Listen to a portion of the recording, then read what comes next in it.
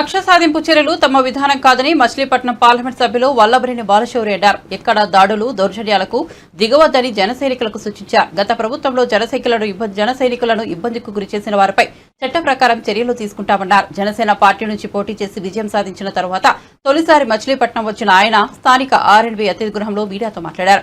Machilipatnam parliament నియోజకవర్గాన్ని అన్ని విధాలుగా అభివృద్ధి చేయడమే తన లక్ష్యమన్నారు. పవర్ ఫైనాన్స్ కార్పొరేషన్ ద్వారా వచ్చే రుణంతో బందరు పోర్టు నిర్మాణాన్ని ఏడాదిన్నరలో పూర్తి చేసి జాతికి అంకితం చేస్తామన్నారు. భారత్ పెట్రోలియం కార్పొరేషన్ వారితో మాట్లాడి మచిలీపట్నంలో ఆయిల్ రిఫైనరీ ఏర్పాటుకు కృషి చేస్తానని బాలశౌరి తెలిపారు.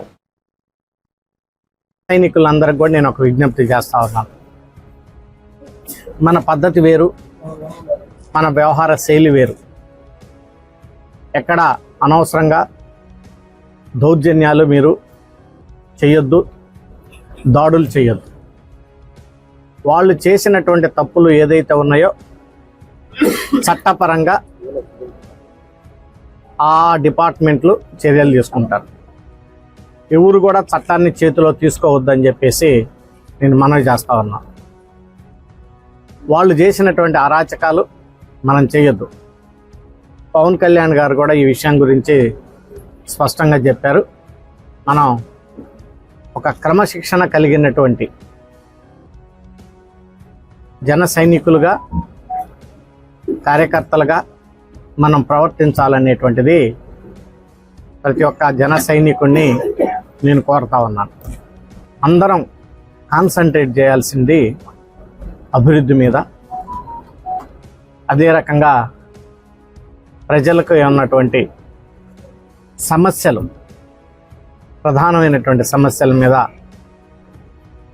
మనం అర్థం చేసుకొని ఆ సమస్యలను పరిష్కరించడానికి గెలిచిన అభ్యర్థులందరం కూడా కృషి చేయాలి. పవర్ ఫైనాన్స్ కార్పొరేషన్ ద్వారా లోన్ తీసుకొచ్చి పోర్టుని డెవలప్ చేస్తూ ఉన్నాం. ఒక 1.5 yearsలో నాకు తెలిసి ఆ పోర్టును కంప్లీట్ చేసి దాన్ని ఇక్కడ ప్రజలకు అంకితం చేస్తాం, జాతికి అంకితం చేస్తాం.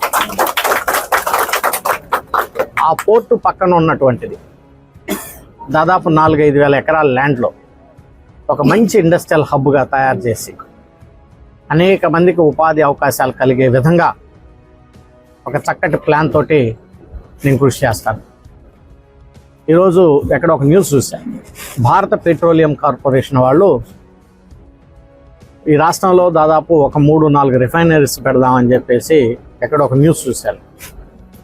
ఆ 3-4 రిఫైనరీస్ పెట్టేటప్పుడు వై నాట్ మచిలీపట్నం అనేది కూడా నేను ఆలోచిస్తాను. ఒకటి ఎందుకు కాకూడదు అనేది. సో వై నాట్ అంటే ఇలాంటి ఆలోచనలు రావాలి. సో